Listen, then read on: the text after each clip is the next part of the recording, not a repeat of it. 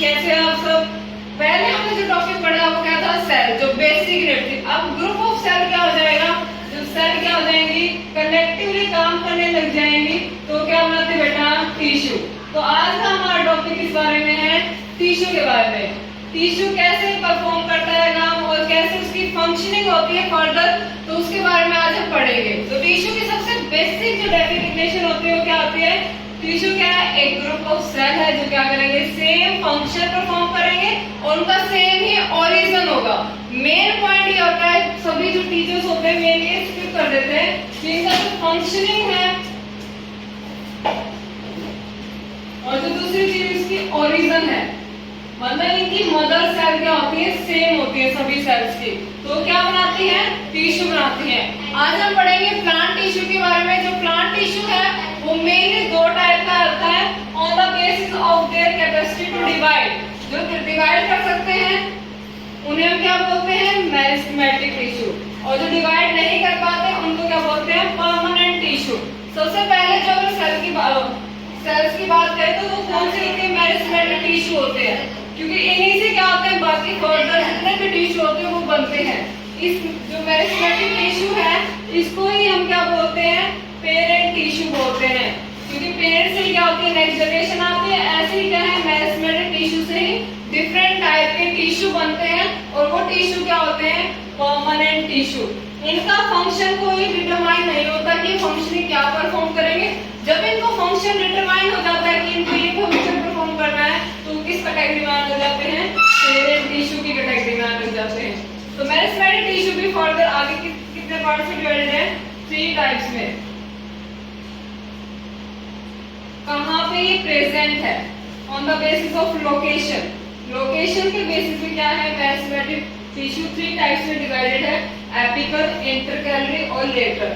ऐसे ही permanent tissue जो होता है on the basis of different type of cell, मतलब यहाँ पे जो डिवीजन किया है वो किस बेसिस पे किया? टाइप ऑफ सेल्स के बेसिस पे किया। 2 टाइप का होता है, एक सिंपल जिसमें क्या मिलेंगे आपको? सेम टाइप की सेल्स मिलेंगी। जितने भी इसमें सेल्स मिलेंगे क्या मिलेंगी? सेम टाइप की मिलती हैं। और जो दूसरा टाइप क्या होता है? कॉम्प्लेक्स, जिसमें क्या मिलेंगे? डिफरेंट टाइप ऑफ सेल्स मिलती है। मेनली इसके जो होते हैं 4 टाइप की सेल्स मिलती है। इसमें क्या मिलेगी? सिंगल टाइप की सेल्स। ऐसे सिंपल, ऐसे सिंगल टाइप की सेल मिलती है। अब हम फुल्ली इलैबोरेटली क्या पढ़ेंगे? मेरिस्टेमेटिक टिश्यू के बारे में पढ़ेंगे। सबसे पहला जो कैरेक्टर बताया मैंने मेरिस्टेमेटिक टिश्यू क्या है? इनकी जितनी भी सेल्स होती हैं उसके पास क्या होगी? Capacity to division. ये सारी क्या कर सकती हैं? डिवाइड कर सकते हैं।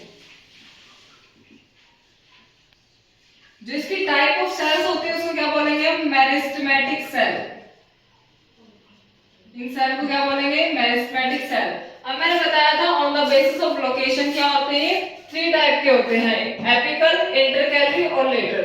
एपिकल नाम से पता चल रहा है कहां मिलेंगे? अपेक्स पे मिलेंगे। किसके अपेक्स पे? रूट और शूट दोनों के अपेक्स पे मिलेंगे। अब कोई भी चीज क्या है? टिप पे है तो वो किस में हेल्प करेगी? लेंथनिंग में, उसकी लेंथ बढ़ाने में हेल्प करेगी। तो एपिकल मेरिस्टेम का फंक्शन क्या है? Lengthening of plant. प्लांट की क्या बढ़ाता है? लेंथ की इंक्रीज करने में हेल्प करवाता है। दूसरा क्या आता है? इंटरकैलरी। इंटर का मतलब क्या होता है? बीच में। तो ये कहां मिलेगी? 2 इंटरनोड्स के बीच में। जो ये हमारा इंटरकैलरी सिस्टम होता है ना, जो नोड्स के बीच में होता है उसको क्या बोलते हैं? इंटरनोड बोलते हैं ना। तो वहीं पे हमारी क्या मिलती है? इंटरकैलरी। नोड्स के बिल्कुल ऊपर मिलेगी। ठीक है, ये हमारी क्या है? नोड है। नोड के बारे में बेसिक फीचर बता देते हैं। नोड से क्या होते हैं? जो आपकी ब्रांचेस हैं और जो आपकी लीफ है, दोनों के दोनों कहां से अराइज करते हैं? नोड से अराइज करते हैं। न्यू प्लांट भी जनरेट करना है तो उसमें क्या होने चाहिए? नोड होने चाहिए, तभी वो क्या करेगा? न्यू प्लांट बना पाएगा। उसके बाद क्या आती है? Lateral meristem. एक चीज रहेगा दैट इज इंटरकैलरी का फंक्शन। अब ये क्या प्रेजेंट है? कहां पे? नोड्स के बीच में प्रेजेंट है। तो इसका काम क्या होगा? इंटरनोड का साइज इंक्रीज करना। इंटरनोड का क्या बढ़ाएगा? ये साइज बढ़ाएगा। सबसे ज्यादा मेन फूड जो यूजफुल है किसके अंदर होता है? शुगर केन के अंदर। शुगर केन सबने खाया है, हम देखते हैं कि उसके बीच में इंटरनोड्स होते हैं जिसको हम खाते हैं। इंटरनोड पोर्शन की अगर लेंथ नहीं बढ़ेगी तो क्या होगा, हमारा जो इफेक्टिव जो हमारा मेन पार्ट है जो हमें जरूरत है शुगर की वो क्या होगा, इंक्रीज होगा।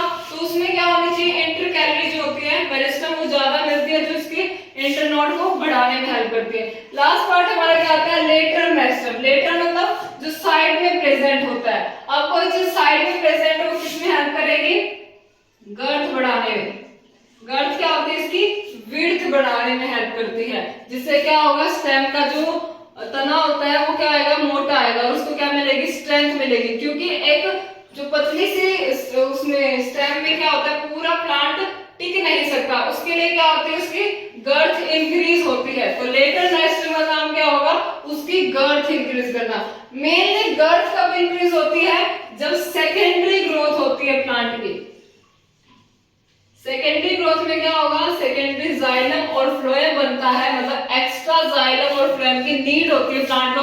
क्योंकि प्लांट जितना बड़ा होगा उसको क्या चाहिए, एक्स्ट्रा जाइलम और फ्लोएम की जरूरत पड़ेगी। तो उसके लिए क्या होती है, सेकेंडरी ग्रोथ होती है। तो इसमें मेनली दो टिश्यू आते हैं। अगर हम बात करें लेटरल मेरिस्टम की,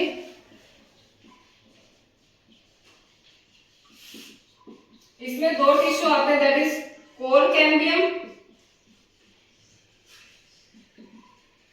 एंड वास्कुलर कैम्बियम।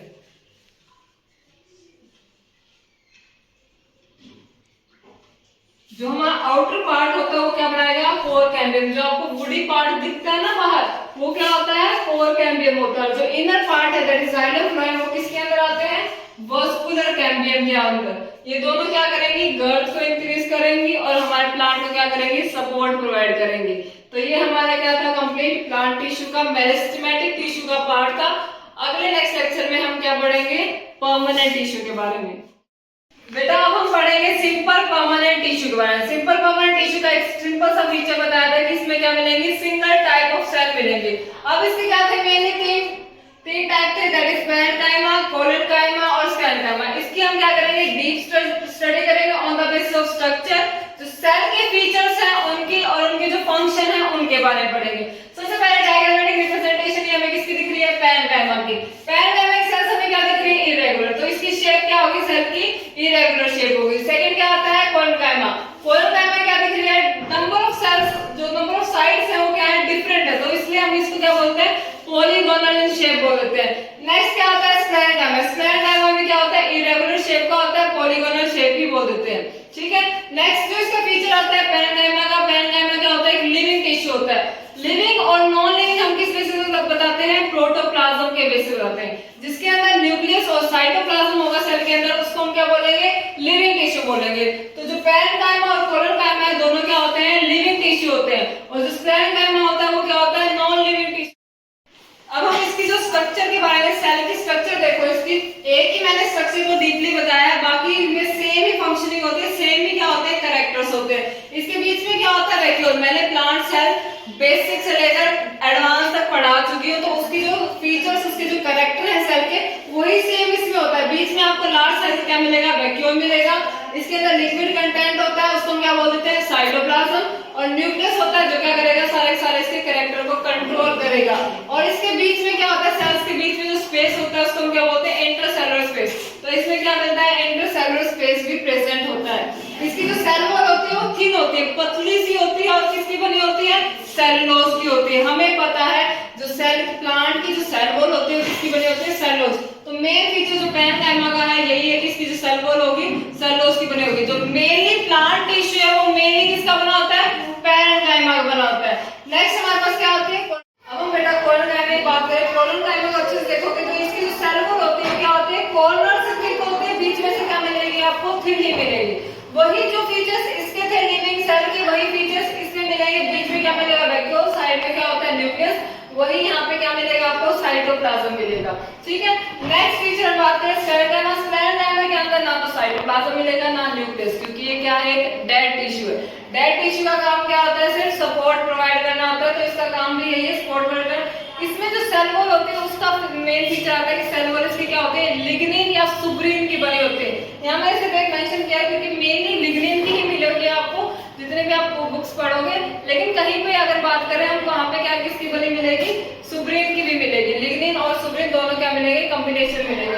अब इनके फंक्शन की बात करें, फंक्शन के बेसिस पे जो पैरेन्काइमा वो मेरे क्या करता है, स्टोरेज करता है और फोटोसिंथेसिस में हेल्प करता है और बुओयंसी में हेल्प करता है। उस बेसिस से पैरेन्काइमा जो टिश्यू होते हैं उसके नाम भी चेंज हो जाते हैं।